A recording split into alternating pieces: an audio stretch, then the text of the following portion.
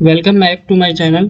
आज हम coordinate geometry करने वाले हैं। बेसिकली सीएचएसएल एग्ज़ाम में जो कि काफ़ी यूनिक वे में आ ही रहा है, तो उसको देखते हुए कोऑर्डिनेट ज्योमेट्री का जो इम्पोर्टेंट चीज़ है वो करने वाले हैं, फार्मूलाज करने वाले हैं। तो चलिए स्टार्ट करते हैं। देखो, कोऑर्डिनेट ज्योमेट्री बेसिकली क्या होता है, आपके एक माइंड में होना चाहिए। ठीक है, देखो ये एक्स पॉजिटिव होता है, ये एक्स माइनस में होता है, ये y माइनस में होता है, सॉरी माइनस में, ये y पॉजिटिव में होता है, और ये सेंटर होता है जिसको मूल बिंदु बोलते हैं। तो ये बेसिकली 0 0 होता है। ठीक है, तो इससे एक चीज़ याद रखना, जब भी x x पे होता है तो उसका इक्वेशन y इक्वल टू 0 होता है। ठीक है, x एक्सिस पे, और जब y एक्सिस पे होता है तो उसका इक्वेशन x इक्वल टू 0 होता है। इतना तो बात समझ में आ गया होगा।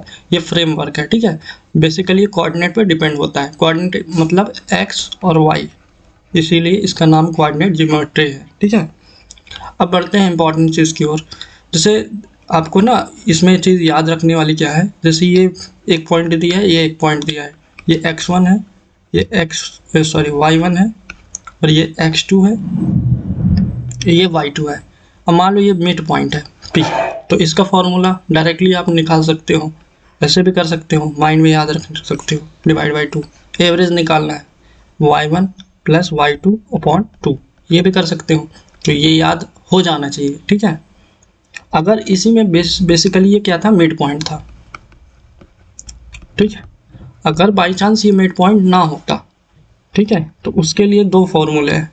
जब ये इंटरनली इंसेक्ट करते हैं, मान लो बाई चांस ये एक्स वाई पे करते हैं, ये क्या है x1, ये y1, x2, y2।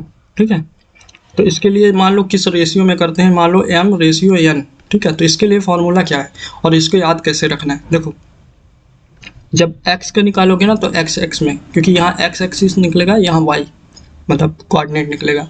तो बेसिकली देखो, m लोगे, फिर x का दूसरा वाला यानी x2 प्लस, जब इंटरनली होता है ना तो प्लस करते हैं, और जब एक्सटर्नली होता है तो माइनस करते हैं। ये दोनों फॉर्मूले बनते हैं, बट मैक्सिमम क्वेश्चन इंटरनली पर आता है, तो इसको याद रखना है। यहाँ प्लस हो गया, अब n पे जाएंगे, फिर x1, और इन दोनों का सम जो रेशियो में काट रहा है, यानी m प्लस n। इसी प्रकार y का भी निकाल सकते हो, m y2 plus n y1 upon m plus n। ये है फॉर्मूला, इंपॉर्टेंट फॉर्मूला, इस पर डायरेक्टली क्वेश्चन पूछता है। ठीक है, ये हो गया इससे। अब बात करते हैं, जैसे कोई इक्वेशन होता है, बेसिक इक्वेशन क्या होता है, a x plus b y plus c equal to 0। ये बेसिक इक्वेशन है। ठीक है, कोऑर्डिनेट ज्योमेट्री का बेसिक इक्वेशन। अब इस पे आपको ना क्या पूछता है, स्लोप पूछता है। स्लोप को m से डिनोट करते हैं। ठीक है, बेसिकली अब स्लोप क्या होता है, बेसिकली ये a है, तो स्लोप होता है, इसका याद रखना formula, m equal to minus a upon ये वाला b, ये होता है। ठीक है, ये फॉर्मूला है, इंपॉर्टेंट फॉर्मूला है, तो ये चीज़ याद रखना इंपॉर्टेंट है। कभी कभी क्या करता है वो, जैसे ये इसमें क्या बोल दिया कि जैसे दो लाइन है, जैसे कि दे दिया पहला a x plus b1 y plus c1 equal to 0, ऐसे दूसरा दे दिया a2 x plus b2 y plus c2 equal to 0। अब इसमें पूछ दिया, बताओ कि जो स्लोप है उसको बोल दिया कि पैरेलल है। ठीक है, मतलब जो लाइन है वो पैरेलल है, मतलब ये कैसे जाएगा, ऐसे ऐसे। ठीक है, पैरेलल है, ये मीट नहीं कर रहा है। इसका मतलब क्या होता है, स्लोप क्या होता है, ऐसे बनता है स्लोप, तो स्लोप तो मीट नहीं करेगा ना, तो पैरेलल का मतलब स्लोप क्या होगा, m1 equal to m2 parallel पे।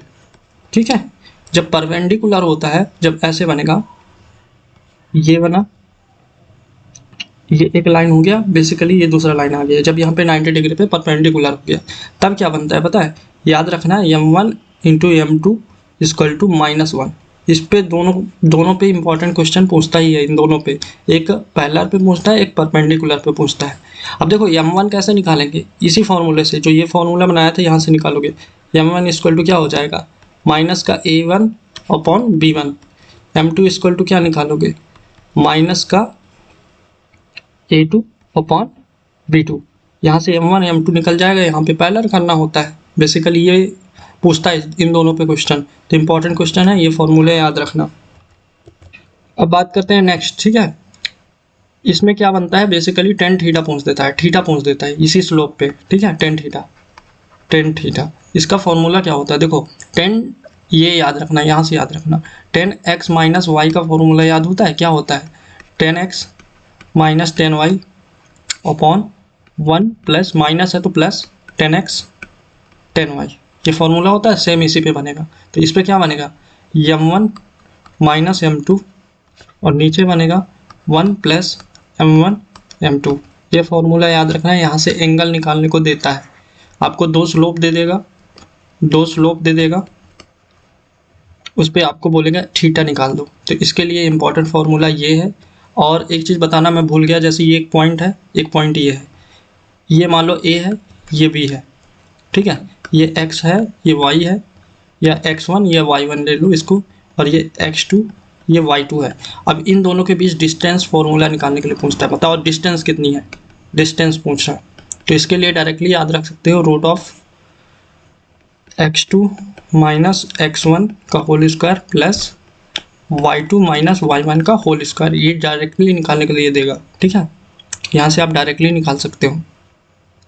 इसका कहने का मतलब जैसे कि मेरे को यहाँ पे दे दिया 3 और 5, और यहाँ दे दिया 5 एंड 8, तो बता दो कि इनका डिस्टेंस कितना है। तो मैं रूट ऑफ क्या करूँगा, देखो 5 में से 3 गया 2, 2 का स्क्वायर 4, 8 में से 5 गया कितना 3, 3 का स्क्वायर 9, तो ये कितना आ जाएगा रूट 30।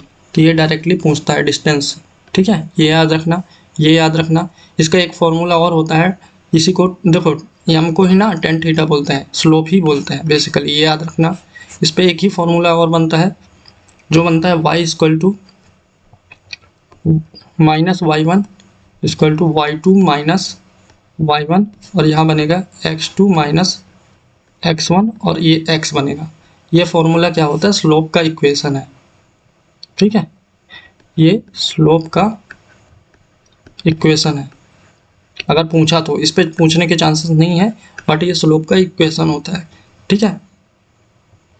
अगर बाई चांस जैसे कि ये एक कोऑर्डिनेट है, ठीक है, जैसे यहाँ से कोई ये रेखा है मान लो बाई चांस, और यहाँ बिंदु सी है, ठीक है, या फिर इसको मूल बिंदु से ले लो, है ना, मूल बिंदु हो गया ये, यहाँ से कोई ये लाइन जा रही है, तो इनके बीच में डिस्टेंस, तो ये क्या बनता है, जैसे आपको दिया रहेगा a x plus b y plus c equal to 0, ये दे रखा होगा, तो आपको बोलेगा डिस्टेंस बता दो यहाँ से, ठीक है। मूल बिंदु से पूछेगा तो क्या होगा, देखो मूल बिंदु से पूछेगा तो ये हमेशा पॉजिटिव होता है, जो डिस्टेंस होता है पॉजिटिव होता है, तो सी अपॉन इसका स्क्वायर प्लस इसका स्क्वायर और उसका रूट, ए स्क्वायर प्लस बी स्क्वायर, और ये करना है, ये पॉजिटिव में आएगा हमेशा, इसलिए ये मॉड लगा के रखा है, ठीक है।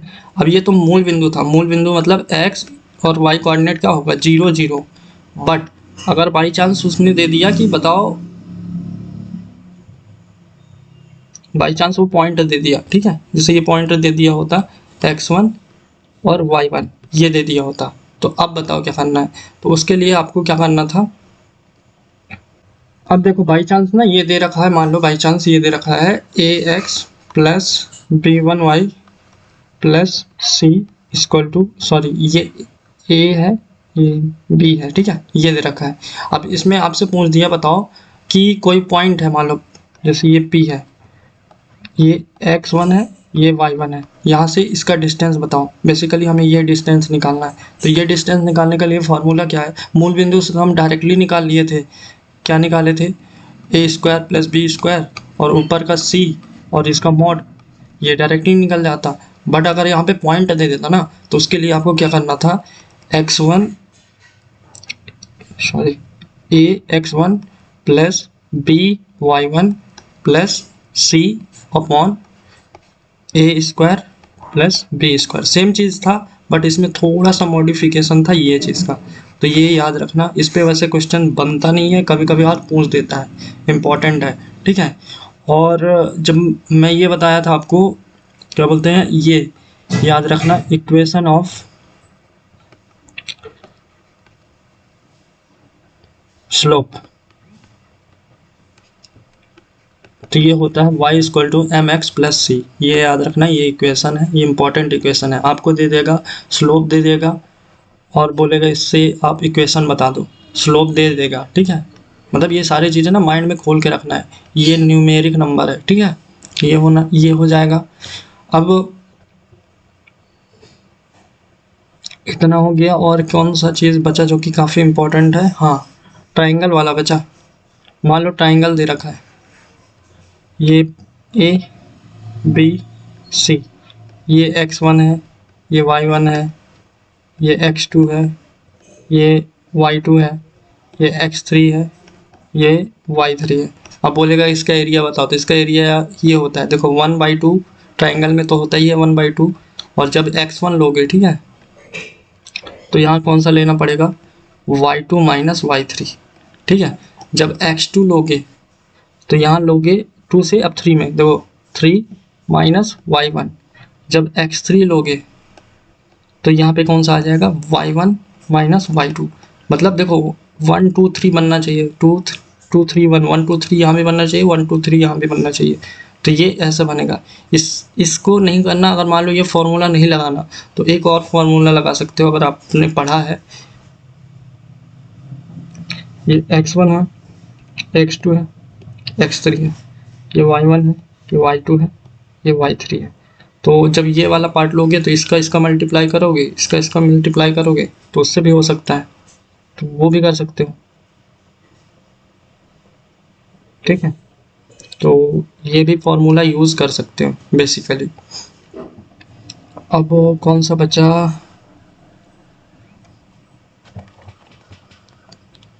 एक सेकेंड, कौन सा बचा?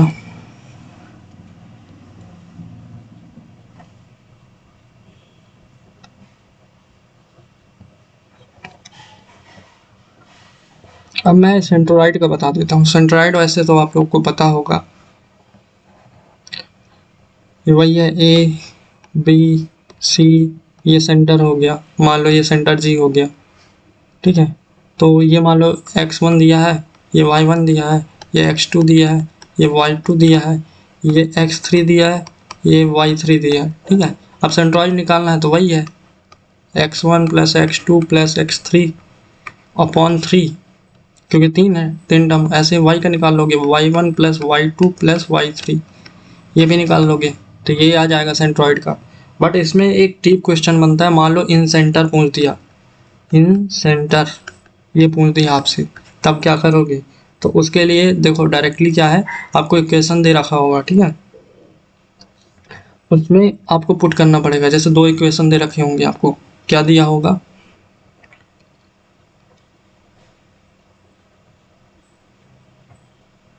मान लो कोई इक्वेशन दे दिया, कौन सा? यही इक्वेशन दे दिया, a x plus b y plus c equal to 0, ठीक है, ये दे रखा है। अब आपको बताना है कि इसका इन सेंटर बताना है, ये इक्वेशन है।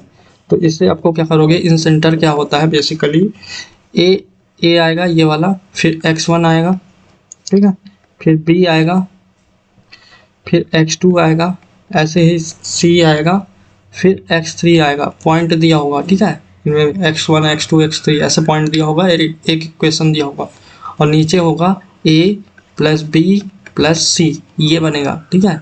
ऐसे ही b का निकाल सकते हो, y का, a y1 b y2 plus C y3, और सेम चीज़ रहेगा a प्लस बी प्लस सी, इस टाइप का। तो ये इंपॉर्टेंट फॉर्मूला है, इन सेंटर पे बना था क्वेश्चन, PYQ में बना है, बट ये डेप्थ में क्वेश्चन है अगर आया तो, बट चांसेस नहीं है, बाकी सिंपल सा पूछेगा।